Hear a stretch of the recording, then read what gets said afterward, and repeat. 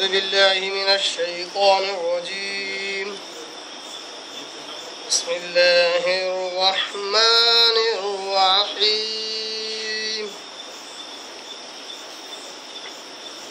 ومصدقا لما بين يدي من التوراة ولأحل لكم بعض الذي حرم عليكم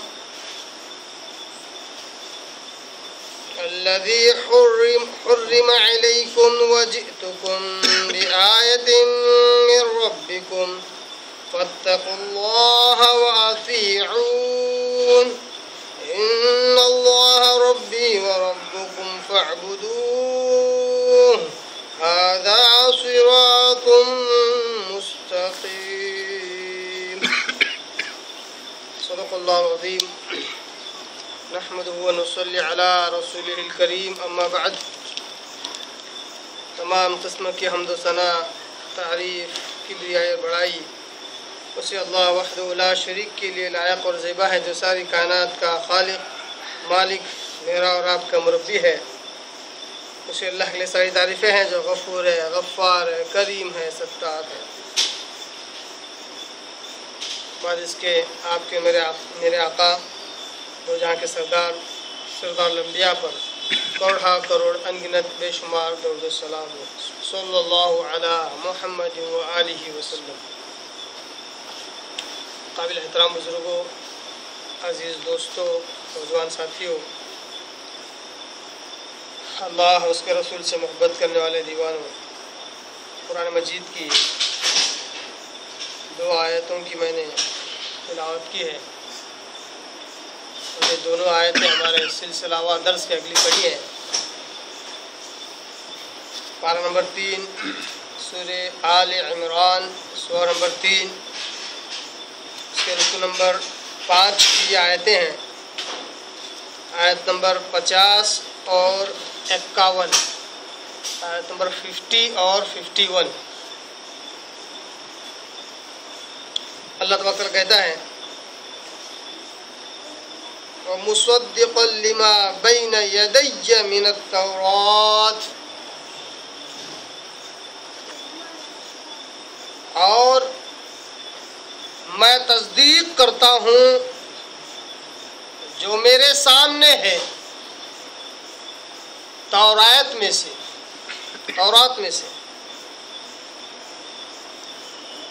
گویا کہ یہ قول حضرت عیسیٰ ابن مریم علیہ السلام کا ہے۔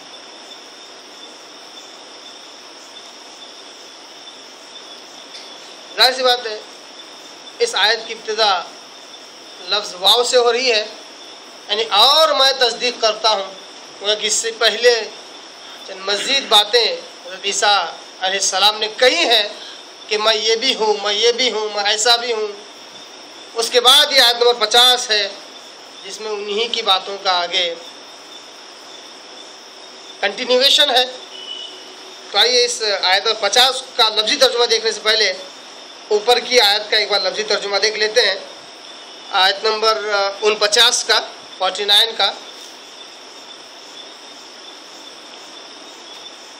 جو پچھلے درس کی آیت ہے، وَرَسُولًا إِلَىٰ بَنِي إِسْرَائِيلَ، اللہ تعالیٰ نے عیسیٰ علیہ السلام کے تعلق سے کہا کہ وہ رسول ہے بنو اسرائیل کے لیے۔ انی قد جئتکم بآیۃ من ربکم، کہ لوگوں سن لو، بے شک میں تمہارے پاس آیا ہوں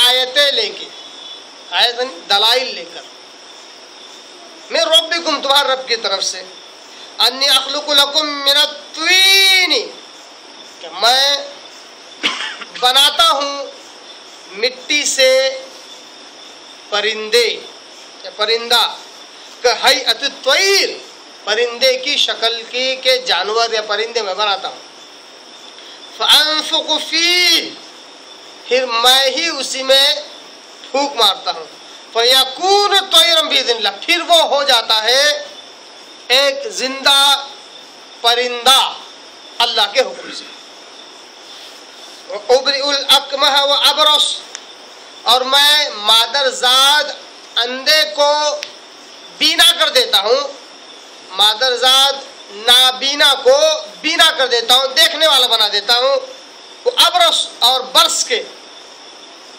کوڑی والے بیمار کو میں اچھا کر دیتا ہوں، وَأُحْيِي الْمَوْتَى اور میں زندے کو مردہ کر دیتا ہوں بِإِذْنِ اللہ، اللہ کے حکم سے، وَأُنَبِّئُكُمْ بِمَا تَأْكُلُونَ اتنا ہی نہیں، اللہ کے دلائل میں سے یہ بھی ہے جو میں کرتا ہوں، اللہ نے جو معجزات مجھے عطا کیے ہیں اس میں سے یہ بھی ہے کہ میں تمہیں خبر دیتا ہوں ان چیزوں کی جو کچھ تم کھاتے ہو یا کھا کر آتے ہو، وَمَا تَدَّخِرُونَ فِي بُيُوتِكُمْ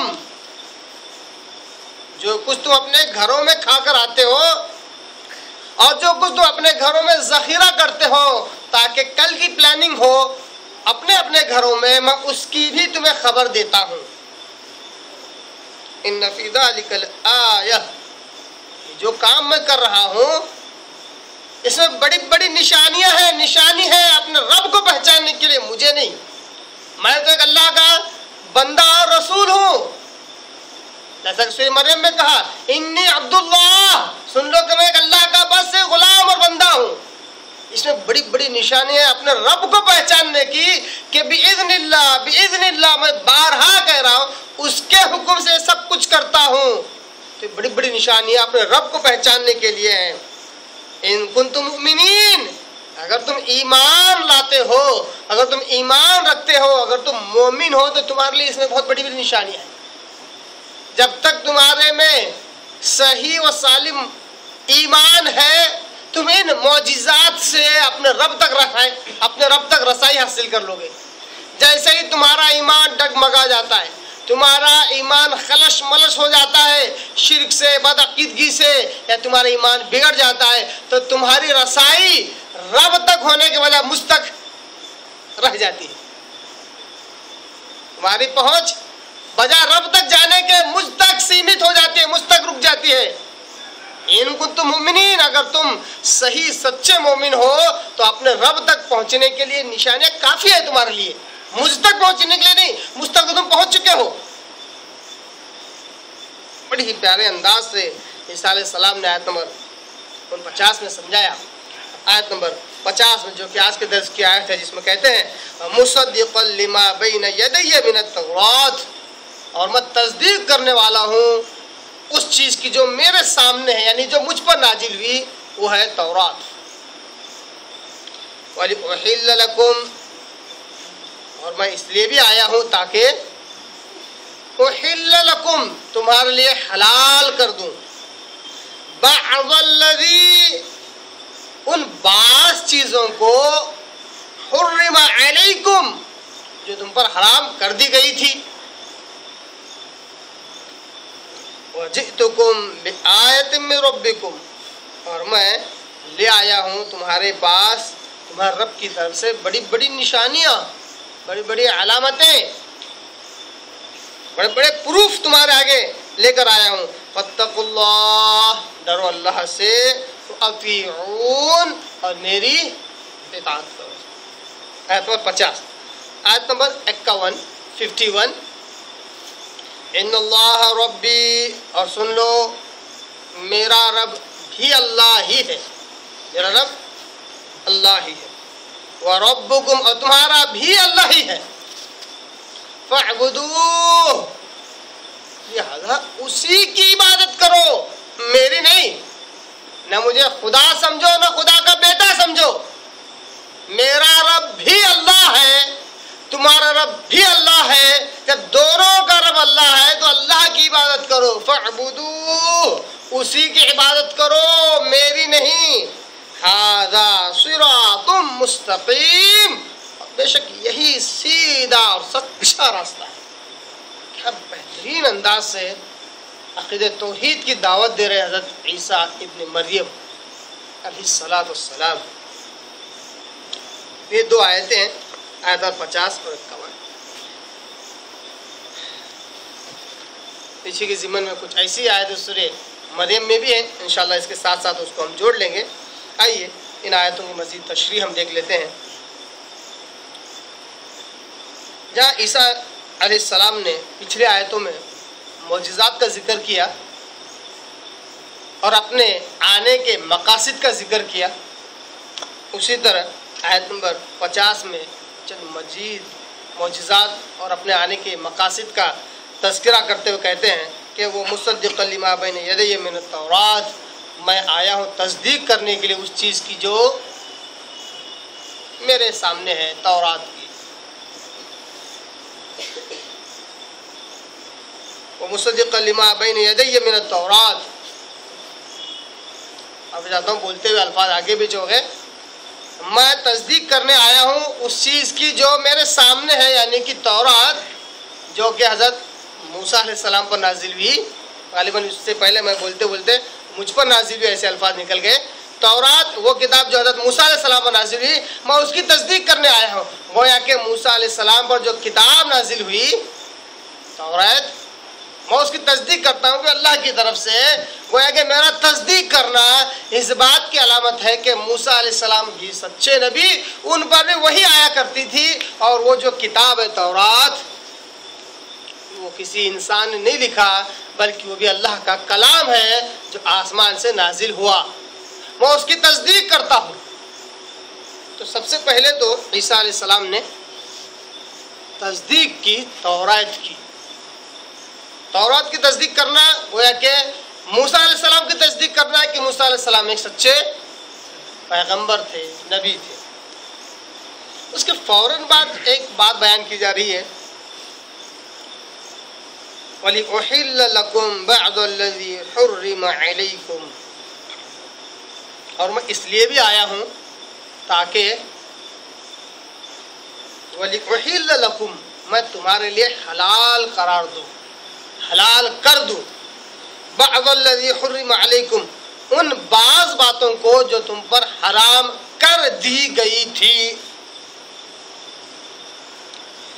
بڑا ہی اہم جملہ ہے، بہت سارے معنی مفاہیم اپنے اندر لیے ہوئے ہیں۔ جہاں یہ آیت کا یہ جو ٹکڑا اور عیسیٰ علیہ السلام کا یہ جو جملہ ہے موسیٰ علیہ السلام کے ماننے والوں کے لیے اور بنی اسرائیل کے لیے بڑی اہمیت کا حامل تھا، اسی طرح یہ آیت کا ٹکڑا اس امت محمدیہ کے لیے بڑی اہمیت کا حامل ہے، نصیحت حاصل کرنے کے لیے۔ عیسیٰ علیہ السلام بنو اسرائیل کے آگے کیا کہتے ہیں کہ اے بنو اسرائیل، میں تورات کی تصدیق کرتا ہوں، کیونکہ تم اس کو مانتے بھی ہو، اور ساتھ ہی ساتھ میں ان چیزوں کو حلال کرنے کے لیے آیا ہوں جو تم پر حرام کر دی گئی تھی۔ اس آیت کے ٹکڑے سے سب سے پہلا مسئلہ یہ معلوم ہوا کہ بنو اسرائیل پر بعض چیزیں جو کہ حلال تھی حرام کر دی گئی تھی، بعض چیزیں جو کہ حلال تھی وہ فطرتاً طور پر، اصولی طور پر، بنیادی طور پر وہ حلال تھی، مگر بنو اسرائیل پر وہ حرام کر دی گئی تھی، اور اس کا ذکر تورات میں ہی موجود تھا۔ یعنی تورات ہی کے ذریعے سے اللہ تبارک و تعالیٰ نے اس کو ان پر حرام کر دیا تھا، جبکہ اصولی طور پر اور بنیادی طور پر وہ چیزیں حلال تھی۔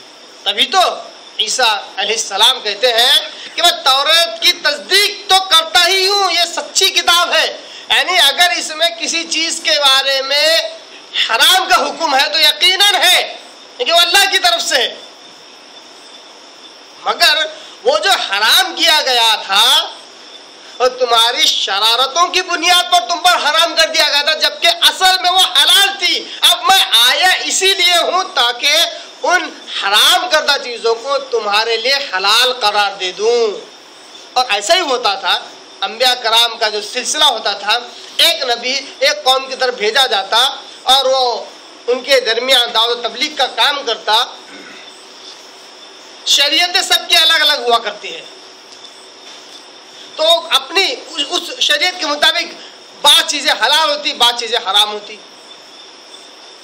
ایک اصول اور یاد رکھ لیں کہ حلال و حرام کیسے ہوتی ہے۔ بڑا موٹا سا اصول بتلا رہا ہوں، زیادہ گہرائی میں نہیں جا رہا ہوں، کسی علمی گہرائی میں نہیں جا رہا ہوں۔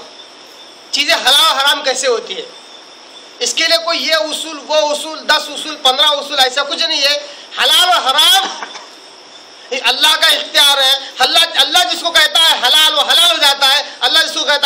حرام وہ حرام ہو جاتا ہے. چاہے حلال چیز کے استعمال کرنے میں کروڑ نقصان کیوں نہ ہو، اس کا استعمال حلال ہی ہے. حرام چیز کے رک جانے سے چاہے کروڑ کا کیا ہے فائدہ ہونے سے کیوں نہ رہ جاتا ہو، تب بھی وہ حرام ہی ہے، اس کا استعمال نہیں کرنا چاہیے. کیونکہ ہمارے رب نے قرار دیا اس کو حلال، ہمارے رب نے قرار دیا اس کو حرام، اس لیے حرام سے اجتناب اور حلال کا استعمال کرنا چاہیے. یہ بات کیوں بیان کر رہا ہوں؟ اس لیے بیان کر رہا ہوں کیونکہ بعض لوگ حلال اور حرام کا سب سے پہلا تو ایک اصول ہی بناتے ہیں، کہتے ہیں بڑا ہی عجیب و غریب اصول ہے، اس اصول کو اپنانا نہیں چاہیے. کہتے ہیں کہ اسلام نے جتنی بھی چیزیں حلال کی ہیں کہیں نہ کہیں جا کر اس کا فائدہ ہی ہے، کبھی نقصان نہیں ہوتا. غلط بات. تم یہ چاہتے ہو کہ اسلام تمہارے نفس کے مطابق رہے، اسلام ہمارے نفس کے مطابق نہیں ہے. ہماری یہ خواہش ہے کہ اسلام کی ہر چیز میں فائدہ ہی فائدہ ہو. ہماری خواہش کے مطابق اسلام نہیں ہے، اسلام کے مطابق ہمیں ہونا چاہیے. اسی طرح اگر اسلام میں کسی چیز کو حرام قرار دیا گیا ہے تو اس میں 100% نقصان ہی ہو، یہ ضروری نہیں ہے. اگر ہم ایسا تصور کرتے تو یہ ہماری خواہش ہے، اس میں اسلام کی کوئی غلطی نہیں ہے، یہ ہماری غلطی ہے کہ ہم نے غلط سمجھا. حلال اور حرام اللہ کے حکم سے ہوتا ہے، اس کے لیے بیجا اسٹڈی کر کے ریسرچ کر کے تحقیق کر کے ہاں یہ حرام ہے مطلب اس میں اتنے نقصانات ہیں سائنٹیفک اعتبار سے ریسرچ، اس کے چکر میں نہیں جانا چاہیے. یہ حلال ہے مطلب اس میں اتنے فائدے ہیں، فائدوں کی لسٹ. ٹھیک ہے، اگر آپ حلال کو حلال ہی ثابت کر رہے ہیں کوئی حرج نہیں ہے، مگر وہ حلال اس لیے نہیں کہ اس میں فائدے ہیں، بالکل نہیں. وہ حلال اس لیے کیونکہ اللہ نے اس کو حلال قرار دیا. اگر یہ بات سمجھ میں آ جاتی ہے تو انبیاء کرام جو آتے تھے تو بعض چیزوں کو حلال قرار دیتے، بعض چیزوں کو حرام قرار دیتے. ہو سکتا ہے جس چیز کو حرام قرار دے رہے ہیں اس سے پہلے کہ نبی نے اس کو حلال قرار دیا ہو. اس کو کہتے ہیں شریعتوں میں فرق ہونا. جتنے انبیاء آئے سارے انبیاء کے شریعت میں فرق تھا. اسے آپ صلی اللہ علیہ وسلم نے ایک حدیث مبارکہ میں کہا بھی، صحیح حدیث میں، کہ انبیاء آپس میں اللہتی بھائی ہیں. اللہتی بھائی مراد کہ ان کا دین تو ایک ہی ہے، شریعتیں الگ الگ ہیں. یعنی باپ ایک ہی ہوتا ہے، ماں الگ الگ ہوتی ہے، تو ان کے جو آپس میں جو بچے ہوتے ہیں وہ اللہتی بھائی کہلاتے ہیں. تو آپس میں اللہتی بھائی ہیں کیونکہ دین ان کا ایک ہی ہے. دین کیا ہے؟ عقیدہ توحید اور وقت کے نبی کو ماننا. عقیدہ توحید اور وقت کے نبی کو ماننا، اس کی اطاعت کرنا، جو وہ کہے اس کو ماننا، جو جس کو حلال کے مان لینا، جو اس کو حرام کے اس کو مان لینا. یہ کیا ہے؟ دین. یہی دین کی بنیاد ہمیں بھی تو دی گئی. لا الہ الا اللہ، عقیدہ توحید کا اقرار کیا جا رہا. محمد رسول اللہ، محمد اللہ کے رسول ہے، وقت کے نبی کو مانا جا رہا. اب شریعت میں بعض حلال چیزیں کسی نبی کے پاس حلال ہے تو کسی نبی کے پاس ہو سکتا ہے حرام ہو. اس طرح بنو اسرائیل پر ان کی شرارتوں کی بنیاد پر اللہ تبارک تعالیٰ نے بعض حلال چیزوں کو ان پر حرام کر دیا تھا. دیکھیے حالانکہ کیا تھی؟ بنیادی اعتبار سے، فطرت کے اعتبار سے وہ حلال ہی تھی، مگر اللہ نے اسے ان پر حرام کر دیا تھا. اس سے ایک بات یہ معلوم ہو گئی نا کہ اللہ تبارک تعالیٰ کی چیز کو حرام کر دے اس میں 100% نقصان نہیں ہوتا، اور اللہ تعالیٰ کسی کو حلال کر دے اس میں 100% فائدہ ہی ہو، ایسا ضروری نہیں ہے. تبھی تو موسیٰ علیہ السلام کے زمانے جو چیز حلال تھی اللہ نے اس کو حرام قرار دیا. کیوں؟ کیونکہ اللہ کی مرضی ہے. اللہ نے موسیٰ علیہ السلام کو وہ شریعت دیا تھا. تو عیسیٰ علیہ السلام آئے تو عیسیٰ علیہ السلام نے کہا کہ جو چیزیں بنیادی طور پر ابتدائے آفرینش سے جو حلال تھی وہ تم پر حرام کر دی گئی تھی وقتی طور پر، اب میں اسے حلال کرنے کے لیے آیا ہوں. تو یہ اس آیت کے ٹکڑے کا بنیادی مفہوم ہے، بنیادی تشریح ہے کہ بنو اسرائیل پر بعض چیزیں حرام کر دی گئی تھی جو کہ ابتدائی طور پر اصل بنیادی طور پر وہ حلال تھی مگر ان پر حرام کر دی گئی تھی، عیسیٰ علیہ السلام آئے اور ان کو حلال قرار دیا جو کہ حلال ہی تھی۔ ایسا نہیں کہ وہ پہلے سے حرام تھی، عیسیٰ علیہ السلام آئے اس کو حلال کر دیا، ایسا نہیں ہے۔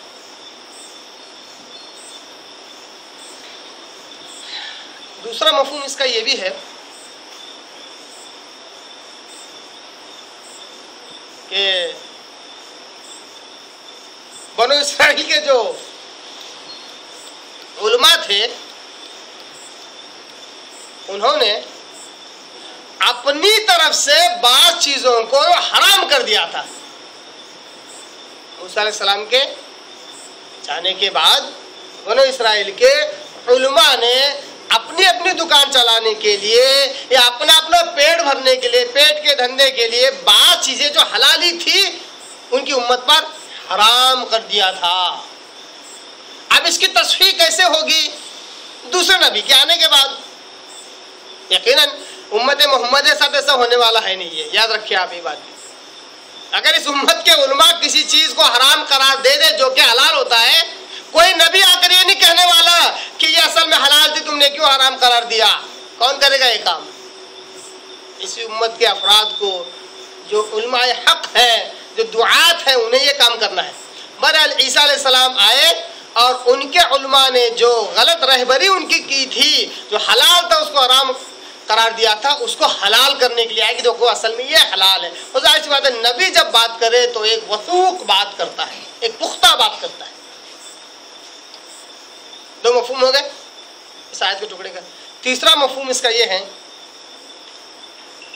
کہ بنو اسرائیل میں جو علماء تھے اس میں علماء حق بھی تھے، اللہ سے ڈرنے والے بھی تھے، جیسا کہ قرآن میں دوسرے مقامات پر ان کا تذکرہ ہوتا ہے کہ وہ اللہ کی آیتیں جب سنتے ہیں تو رو پڑتے ہیں۔ تو علماء حق بھی تھے، انہوں نے جب مسائل میں اجتہاد کیا،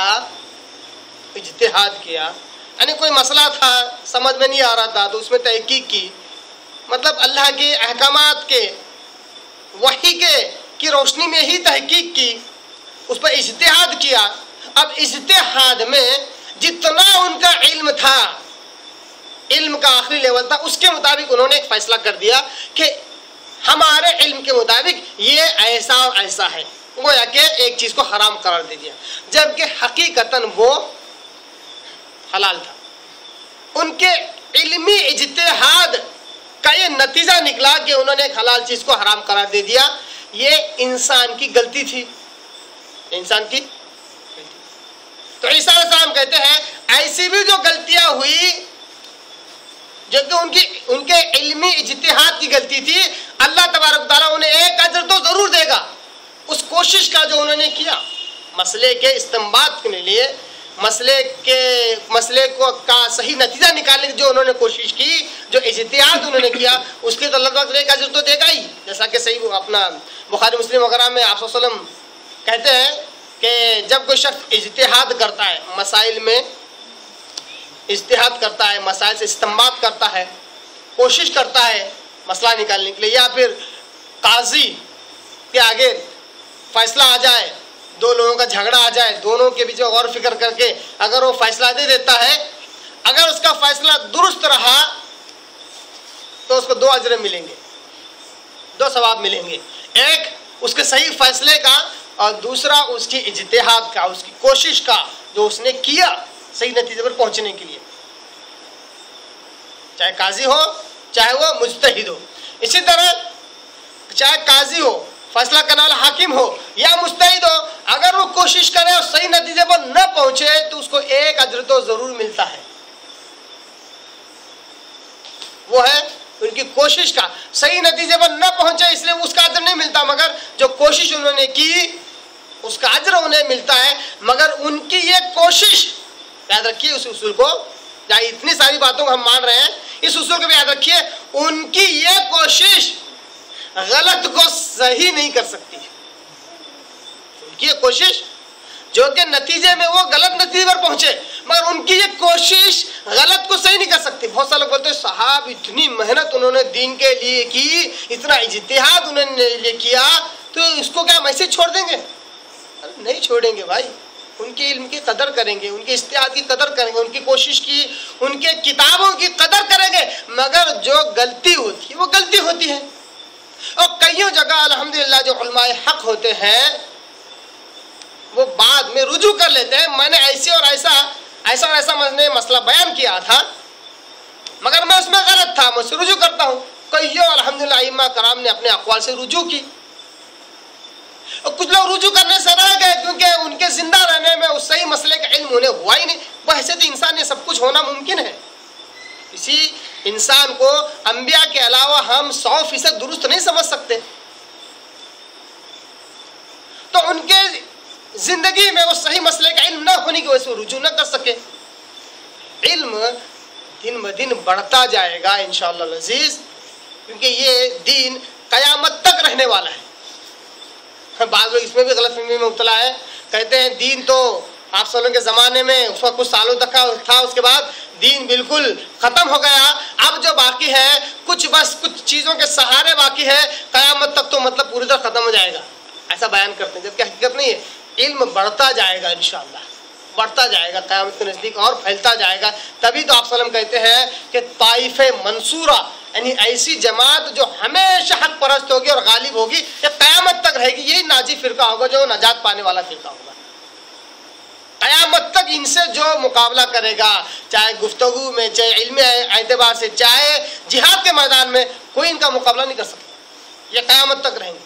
اور انہی کی مدد کے لیے تو حضرت عیسیٰ ابن مریم بھی نزول کرنے والے ہیں۔ بہرحال بات یہاں سے نکلی تھی کہ عیسیٰ علیہ السلام نے جو تیسری چیز تھی جو حرام تھی حلال کرنے کے لیے آئے تھے کہ بنو اسرائیل کے جو علماء اجتہاد کرتے اس میں ان کی جو غلطی ہو جاتی، غلطی سے جو حلال تھا اس کو حرام قرار دیتے، وہ علمی غلطی تھی، اس کو درست کرنے کے لیے آئے تھے اللہ کی طرف سے۔ 3 قسم کی اصلاح کرنے کے لیے عیسیٰ علیہ السلام آئے تھے، جو یہاں کہتے ہیں وَلِأُحِلَّ لَكُمْ بَعْضَ الَّذِي حُرِّمَ عَلَيْكُمْ، میں آیا ہوں تاکہ تمہارے لیے حلال کروں ان چیزوں کو جو تم پر حرام کر دی گئی تھی۔ تو یاد رکھیں اس میں اصل مفہوم کیا ہے، وہ یہی ہے کہ اللہ تبارک تعالیٰ نے بنو اسرائیل کی شرارتوں کی بنیاد پر بعض حلال چیزیں جبراً ان پر حرام کر دی گئی تھی۔ یہ اس آیت کا اصل مفہوم ہے جو قرآن مجید کی آیتوں سے اور حدیث سے بھی اس کی تائید ہوتی ہے۔ اور آگے کہتے ہیں وَجِئْتُكُمْ بِآیَةٍ مِّن رَبِّكُمْ، لوگوں سن لو، میں لے کر آیا ہوں تمہارے پاس نشانی تمہارے رب کی طرف سے۔ وہ نشانی کیا ہے؟ عیسیٰ علیہ السلام کا مردوں کو زندہ کرنا، عیسیٰ علیہ السلام کا برص کی بیماری، کوڑی کی بیماری کے شخص کو شفا یاب کر دینا، اچھا کر دینا، اور عیسیٰ علیہ السلام کا مادرزاد اندھے کو آنکھ والا کر دینا، ایسی چیزوں کی خبر دینا جو کہ چھپی ہوئی تھی اللہ کے دیے ہوئے علم سے۔ تو یہ بڑی بڑی نشانیں ہیں تمہارے رب کی طرف سے۔ فاتقوا اللہ، لہذا کس سے ڈرو؟ اللہ سے ڈرو۔ یہ آیت کیا بتلا رہی ہے؟ یہ بتلا رہی ہے کہ عیسیٰ علیہ السلام آئے اس لیے تاکہ لوگوں کو ان کے رب سے جوڑے۔ تبھی تو کہتے ہیں کہ اللہ سے ڈرو، مجھ سے نہیں۔ حالانکہ جتنے بڑے بڑے چمتکار عیسیٰ ابن مریم علیہ السلام دکھلا رہے تھے، اس سے تو عیسیٰ علیہ السلام کا ڈر اور خوف لوگوں کے دل میں بیٹھنا چاہیے تھا، مگر جب تک عیسیٰ علیہ السلام زندہ تھے لوگوں کے دلوں میں عیسیٰ علیہ السلام کا ڈر نہیں بیٹھا، اور نہ ہی خدا کی طرح، اللہ کی طرح محبت ان سے ہوئی۔ یہ ایک میڈیٹر تھے، ایک ذریعہ تھے رب تک پہنچنے کا۔ فاتقوا اللہ، ڈرو اللہ سے۔ یہی اصل بنیاد ہے انبیاء کے آنے کی۔ اگر ہم اس بنیاد کو سمجھ لیں تو انشاءاللہ العزیز اس سرزمین سے شرک کا خاتمہ ہو جائے گا۔ کیا ہے اصول، کیا ہے بنیاد؟ وہ یہ ہے کہ ہر زمانے میں نبی جو آتے بندوں کی غلامی سے نکال کر خالق کی غلامی میں لوٹانے کے لیے آتے تھے، مخلوق کی غلامی سے نکال کر خالق کی غلامی میں لگانے آتے تھے. ہر نبی ہر دور میں اسی مقصد کے لیے آیا، کیونکہ جب بھی انبیاء چلے جاتے، کوئی نبی چلا جاتا، جو بگاڑ پیدا ہوتا لوگوں میں وہ یہی تھا کہ مخلوق کی تابع فرمان ہو جاتی، مخلوق کے آگے سجدہ ریز ہو جاتی، مخلوق کا سننے والے اور فرمانبردار ہو جاتی. انبیاء آتے تو اس لیے آتے تاکہ مخلوق کی غلامی سے نکال کر خالق کی غلامی میں لوٹا دیں. اگر اس اصول کو سمجھ لیں تو یقیناً جانیے انشاءاللہ سرزمین سے شرک ختم ہو جائے گا، کیونکہ انبیاء کرام بھی اس مقصد سے آئے، صحابہ کرام بھی اسی مقصد سے آئے کہ نبی پاک صلی اللہ علیہ وسلم کی حدیث مبارکہ لوگوں تک پہنچائیں، قرآن مجید لوگوں تک پہنچائے اور لوگوں کو ان کے رب سے جوڑے. کسی صحابی نے یہ نہیں کہا کہ اتنا بڑا کام میں نے کیا اس لیے مجھے مان لو. جیسے قرآن مجید میں عیسیٰ علیہ السلام خود کہتے ہیں کہ میں یہ نہیں کہتا کہ تم مجھے مانو، بلکہ تم اپنے رب کو مانو. تابعین ائمہ کرام، محدثین، اولیاء اللہ جتنے لوگ تھے یہ مخلوق کو خالق سے جوڑنے کے لیے آئے. جب اس کو ہم بھول گئے تو ہم نے کیا کیا؟ خالق کو چھوڑ دیا، مخلوق کو پکڑ لیا. اور یہی تصور اگر ہم ہندوازم پر اگر غور کر کے دیکھیں، کرسچینٹی پر غور کر کے دیکھیں تو وہاں پہ بھی اسی چیز کا فقدان ملتا ہے، اسی چیز کا ڈرا بیک ملتا ہے کہ جو چیز انہیں بلانے آئی رب کی طرف، رب کو چھوڑ دیا، اس کو پکڑ لیا. بولو بالفرض مان لیتے ہیں کہ رام ایک اچھا انسان، لوگوں کو بلانے آیا اچھائی کی طرف. اب ظاہر سی بات ہے رام بھی کسی کے بھکت تھے، کسی کی عبادت کرتے تھے، کسی کی پوجا کرتے تھے. اب بجائے وہ جس کی پوجا کرتے تھے ادھر جانے کے، رام کو بھگوان بنا لیا. گوتم بدھ آج بھگوان کہلائے جاتے ہیں، اور ظاہر سی بات ہے ان کے بھگوان بننے سے پہلے وہ خود اتنے پریشان حال تھے، جیسا کہ ان کی سوانح عمری میں لکھا جاتا ہے کہ بہت بڑے راجا سب کچھ تیاگ کر کے چلے گئے، ایک پیڑ کے نیچے بیٹھ گئے جس کو انلائٹن ٹری کہتے ہیں.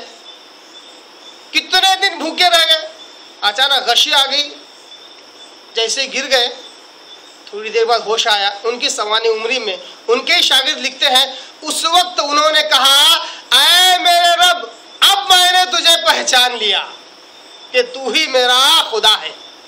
جیسے ہی ہوش میں آئے انہیں نروان ملا، کہتے ہیں نروان، یعنی کہ انلائٹن ہو گئے وہ خود.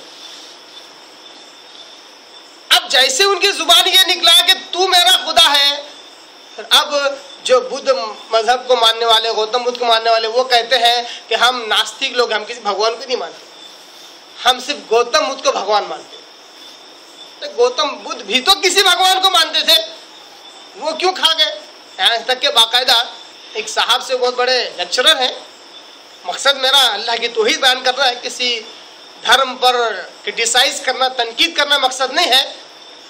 چاہے کوئی بھی دھرم کا ہو، اس کا ایک بھگوان ہے، ایک خدا ہے، ایک اللہ ہے جس کی عبادت اس کو کرنی چاہیے. اسی کے تحت اس بات کو بیان کر رہا ہوں کہ ایک بہت بڑے لیکچرر ہیں، بدھسٹ ہیں، ان سے میری کچھ بات چیت ہوئی تو ان کے ساتھ بہرحال وہ اس بات کو نہیں مان رہے تھے کہ کوئی بھگوان ہوتا ہے، سورگ نرک نام کی بھی کوئی چیز ہوتی ہے. اتفاق سے ان کے ساتھ اسی بابا صاحب امبیڈکر کے جو یونیورسٹی ہے ان کے ساتھ جانا ہوا اس لائبریری میں. ان سے بات کرتے ہوئے میں نے وہاں پہ ایک کتاب نکالی، اس کتاب کا میں ابھی نام ذہن میں نہیں بھول رہا ہوں، دھم پد، اس کتاب کا نام ہے دھم پد، جو ان کی بنیادی کتاب ہے.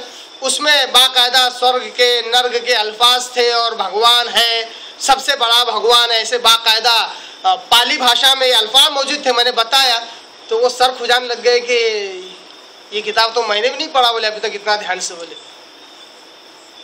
تو گویا کہ ان کی کتاب میں یہ باتیں موجود ہیں. تو بولنے کا مقصد یہ ہے کہ لوگ اس چیز کو پکڑ لیتے ہیں جو بلانے آیا تھا خالق کی طرف، تو خالق کو چھوڑ دیا، مخلوق کو پکڑ لیا تو سارا شرک شروع ہو گیا. اولیاء اللہ کو مت مانو کون کہتا ہے؟ اولیاء اللہ کو ماننا ہی تو اہل سنت والجماعت کا خاصہ ہے. اولیاء اللہ سے کرامت ہوتی ہے، یقیناً ہوتی ہے، کون انکار کرتا ہے؟ جو انکار کرے وہ اہل السنہ والجماعہ حق پرست جماعت میں سے ہے ہی نہیں۔ مگر اس کا مطلب یہ نہیں ہے کہ اولیاء اللہ کو پکڑ لو، ان کے آگے سجدہ کرو، ان کے آگے رو گڑگڑاؤ، ان سے منتیں مرادیں مانگو، نہیں، مخلوق کو چھوڑو، خالق کو پکڑو، کیونکہ وہ میڈیٹر ہے، ذریعہ ہے۔ اب میڈیٹر اور ذریعہ کا مفہوم یہ نکال لیتے ہیں کہ میڈیٹر اور ذریعہ ہے مطلب اولیاء اللہ خوش کریں گے تو اللہ خوش ہوتا ہے، نہیں۔ اگر یہی بات ہوتی تو یہاں عیسیٰ علیہ السلام یہی کہتے ہیں مجھے خوش کرو اللہ خوش ہو جائے گا، اللہ خوش کرو، اللہ کا نام آتا ہی نہیں تھا، کیوں آئے گا اللہ کا نام؟ کیونکہ ڈائریکٹ تو تم جا نہیں سکتے، اتنے سیاہ کار، اتنے گنہگار کہ اللہ تک تو تم جا ہی نہیں سکتے۔ عیسیٰ علیہ السلام یہ کہہ سکتے تھے، عیسیٰ علیہ السلام نے کہا نہیں، تم چاہے کتنے بھی گنہگار کیوں نہ ہو رب تک رسائی کرو، میں صرف میڈیٹر اور ذریعہ ہوں اس کی صحیح باتیں تم تک پہنچانے کا۔ جس طرح بنو اسرائیل حرام چیز جو حلال تھی اس کو حرام سمجھ کے اس سے پرہیز کر رہے تھے، عیسیٰ علیہ السلام آئے، صحیح علم دیا اور ان کے رب تک ان کی رسائی کروائی۔ اسی طرح یہاں کہتے ہیں ان اللہ ربی و ربکم، اے لوگو میرا رب اور تمہارا رب وہ ایک ہی اللہ ہے، فاعبدوہ، لہذا اسی کی عبادت کرو، میری عبادت نہ کرو۔ اس میں کرسچینٹی کی، عیسائیت کی بالکل جڑ کٹ جاتی ہے، جس میں عیسیٰ جو کہ ابن مریم ہے انہیں ابن اللہ کہہ کر خدا بنایا جاتا، ان کی عبادت کی جاتی، عبادت کا چاہے کوئی بھی طریقہ کیوں نہ ہو، بہرحال ان سے منتیں مانگی جاتی ہے، مرادیں مانگی جاتی ہے، ان سے ڈرا جاتا ہے، خوف کھایا جاتا ہے، یہی ساری علامت عبادت میں داخل ہے۔ اور سب سے بڑا گھناؤنا عقیدہ جو ان کے ریلیجن کو ڈھانے کے لیے کافی ہے، وہ کہتے ہیں کہ عیسیٰ علیہ السلام آئے اس لیے تھے تاکہ قیامت تک کے انسانوں کے گناہ کا کفارہ ادا کر دے اپنی جان دے کر۔ گویا کہ اس کے ذریعے سے انہوں نے یہ ثابت کر دیا کہ قیامت تک جتنے انسان پیدا ہو جو من مرضی آئے کرے، گناہ کی کسی بھی انتہا تک پہنچ جائے، کوئی حرج نہیں، ان سارے گناہوں کا کفارہ عیسیٰ علیہ السلام یسوع مسیح ادا کر چکے اپنی جان دے کے، اب وہ بھی خدا کے بیٹے ہو کر۔ یہ عقیدہ کافی ہے اس بات کو غلط بیان کرنے کے لیے کہ یہ عقیدہ بالکل درست نہیں ہے۔ بہت سارے عیسائی حضرات جو بعد میں الحمدللہ توفیق دی مسلمان ہوئے تو انہوں نے بھی یہی کہا کہ ہم پہلے بچپن سے یہی سوچتے آتے تھے کہ خدا کا بیٹا ہو کر اس کو جان دینے کی کیا ضرورت تھی، اس کے بغیر بھی تو باپ سے کہہ سکتا تھا ان سب کو معاف کر دے، قیامت تک آنے والے جو چاہے سو کرے، چاہے ننگا ناچ کیوں نہ کرے، تو نہیں پکڑے گا، بیٹا ہی تو ہے، باپ کو منوا سکتا تھا، جان دینے کی کیا ضرورت تھی۔ بہت سارے عیسائیوں نے جو بعد مسلمان ہیں انہوں نے یہی کہا کہ ہم بچپن سے سوچا کرتے تھے ایسا کیوں ہوا، آخر جان دینے کی آخر ضرورت کیا تھی؟ اور ایک جان کے اتنے سارے گناہوں کا کفارہ، قتل، خون، غارت گری، ایک آدمی 1 کروڑ لوگوں کو مار سکتا ہے، کہ 1 کروڑ لوگوں کا قتل ایک جان کے بدلے ہو سکتا ہے؟ چلو مان لے خدا کا بیٹا ہی صحیح، کیسے ہو سکتا ہے؟ یہ تو ظلم ہوا ہے، تو ناانصافی ہوئی۔ تو ایسے ہزاروں سوالات کھڑے کرنے کے بعد بہرحال جس کے ذہن میں آتے ہیں ایسے سوالات، اللہ تعالیٰ انہیں ہدایت دے دیتا ہے اور وہ ہدایت کی سچی راہ پر گامزن ہو جاتے ہیں، آ جاتے ہیں۔ تو یہاں پر بھی عیسیٰ علیہ السلام کہتے ہیں کہ لوگوں میری بات نہ کرو، تمہارے رب کی بات کرو، تمہارے خالق کی بات کرو جس نے تمہیں پیدا کیا۔ دیکھیے بار بار عیسیٰ علیہ السلام ایک لفظ استعمال کر رہے ہیں، وہ ہے ربکم، تمہارا رب، تمہارا پیدا کرنے والا۔ یہاں پر کہا ان اللہ ربی، جس نے مجھے پیدا کیا، وہ ربکم، جس نے تمہیں پیدا کیا۔ گویا کہ میں بھی کسی کی پیداوار ہوں، کسی نے مجھے پیدا کیا ہے تو میں خدا کیسے ہو سکتا ہوں؟ اس سے ایک اور شرک کا عقیدہ رد ہوتا ہے کہ جو مخلوق ہوتی ہے وہ خدا نہیں ہوتا، جو مخلوق ہوتی ہے وہ کسی قسم کا اختیار نہیں رکھتا، نہ ذاتی نہ عطائی۔ بعض لوگ عطائی کا عقیدہ رکھتے ہیں، نہ ذاتی نہ عطائی، دونوں قسم کا اختیار نہیں رکھتا۔ اگر کوئی اختیار ہے تو وہ ذریعہ اور اسباب کے تحت ہے، جو اللہ کی مرضی کے تحت چل رہا ہے، بغیر کسی ذریعہ اور اسباب کے کسی کو کوئی اختیار نہیں ہے۔ مثال کے طور پر میں ایک بڑے سے پتھر کو کسی پہاڑ سے گرانے کا اختیار رکھتا ہوں، جس سے ہو سکتا کوئی ہلاک ہو جائے، مگر کوسوں کروڑوں دور بیٹھ کر اسی پتھر کو میں ہلانا تو دور کی بات، سوچ تک نہیں سکتا اس کے بارے میں کہ اس کو میں گرا دوں، کیونکہ کوئی ذریعہ اور کوئی سبب نہیں ہے۔ تو مخلوق کے تصرف کا جو عقیدہ ہوتا ہے اس کا بھی رد یہاں پر یہی ہوا کہ عیسیٰ علیہ السلام کہتے ہیں میں بھی اللہ کا بندہ ہوں, میرا رب اللہ ہے, اس نے مجھے پیدا کیا, میں مخلوق ہوں اور تم بھی مخلوق ہو, تو ہم دونوں کا جو خالق ہے اس کی عبادت کرو. ھذا صراط مستقیم, یہی سیدھا راستہ ہے. اس میں ایک لفظ چھوٹ گیا تھا, وہ ہے آیت نمبر 50 میں, وَجِئْتُكُمْ بِآیَةٍ مِّن رَبِّكُمْ, کہ لوگوں میں تمہارے پاس بڑی بڑی نشانی لے کر آئے ہوں تمہارے رب کی طرف سے. فَاتَّقُوا اللَّهَ, اللہ سے ڈرو, وَأَطِیعُونِ, اور میری اطاعت کرو. یہ لفظ چھوٹ گیا تھا سرسری بولتے ہوئے, وَأَطِیعُونِ یعنی ڈرو اللہ سے اور میری اطاعت کرو. یہ آیت کا ٹکڑا اگر میں اس کے حوالے لے کر آتا تو قرآن میں بہت جگہ پر ہے کہ ہر نبی نے اپنی قوم سے یہی بات کہی ہے کہ فَاتَّقُوا اللَّهَ, اللہ سے ڈرو, وَأَطِیعُونِ, اور میری اطاعت کرو. ہر نبی نے اپنے دور میں اپنی امت کو یہی کہا ہے کہ اللہ سے ڈرو اور میری اطاعت کرو. یہی بنیادی اصل اصول ہے اسلام کا, جو اس وقت بھی تھا جب آدم علیہ السلام اس زمین پر قدم رکھے تھے, اور آج بھی وہی اسلام ہے, قیامت تک وہی اسلام رہے گا کہ جس کے دو بنیادی اصول ہیں, ایک اللہ کی اطاعت, دوسرے وقت کے نبی اور رسول کی اطاعت. یہی دو بنیادی اصول ہیں. ہم جب کہتے ہیں کہ دو بنیادی اصول تو لوگ کہتے ہیں گمراہ ہو گئے. گمراہ کہتا ہے, قرآن کہتا ہے, حدیث کہتی ہے, صحابہ کہتے ہیں, ہر ایک نے ہی کہا کہ اللہ کی اطاعت, وقت کے نبی کی اطاعت, یہ بنیادی اصول ہے. اس کو ماننا گمراہی کیسے؟ ہاں, ان دو کے مطابق چاہے کوئی بھی کیوں نہ کہے اس کی بات مانی جائے گی. ان دو کے خلاف کوئی بھی کیوں نہ کہے اس کی بات رد کی جا سکتی ہے. اس میں گمراہی کہاں سے آئی؟ کون گمراہ ہوا اس؟ اگر کوئی کہے کہ ان دو کے علاوہ اور 50 لوگ ہیں جن کو میں ان دو کے خلاف جانے کے بعد بھی مانوں گا, تو یہ ہدایت کیسے ہوئی؟ یہ تو گمراہی ہوئی.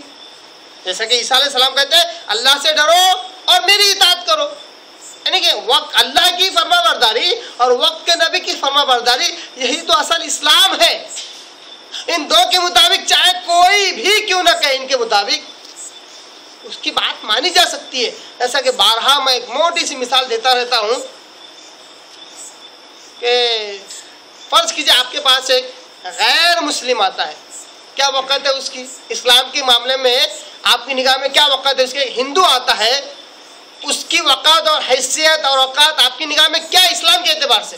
کچھ نہیں ہے, مگر وہ آ کر آپ کے سامنے کھڑا رہتا ہے اور کہتا ہے کہ بھائی اسلام میں 5 وقت کی نمازیں فرض ہے. آپ نے جیسے ہٹ جھوٹے, تیری تو بات بالکل نہیں مانوں گا میں, تو 1 نمبر کا جھوٹ, آؤ اوپر سے تو غیر مسلم ہے, کیوں مانوں گا تیری بات؟ آپ کہیں گے ایسے؟ کہیں گے؟ کیوں نہیں کہیں گے؟ وہ لاکھ جھوٹا صحیح, زندگی بھر اس نے جھوٹ کہا ہوگا, غیر مسلم ہی صحیح, مگر اس نے یہ جو بات کہی ہے یہ سچی ہے. آپ کہیں گے بھائی تو کیسا بھی کیوں نہ ہو, تیری یہ بات سچی, اس بات کو میں مانوں گا, میں مانوں گا. کیوں؟ کیونکہ تو نے یہ بات اللہ اس کے رسول کے مطابق کہی ہے. تو غیر مسلم ہندو کی بات بھی مانی جا سکتی ہے اگر اللہ اس کے رسول کے مطابق کہے. شرط ہمیں اصل کیا ہے, مسلمانوں کے پاس ڈیٹا بیس ہی نہیں ہے. بنیاد جس کو کہتے ہیں نا, بنیاد ڈیٹا بیس ہی نہیں ہے جہاں وہ سرچ کرے کہ صحیح کیا اور غلط کیا. جو کچھ انسانوں کے مسلمانوں کے دماغوں میں بھرا ہوا ہے, اللہ معاف کرے, وہ ہے صرف کچرا بھرا ہوا اگر کہا جائے. مطلب ایسے یہ واقعہ وہ واقعہ, یہ کہانی وہ کہانی, اتنا زیادہ معلومات ایسی بھری ہوئی ہے کہ ایک بھی معلومات دوسری معلومات سے ٹیلی نہیں ہوتی ہے. اب اس میں کیا چیک کریں گے کیا صحیح ہے کیا غلط ہے؟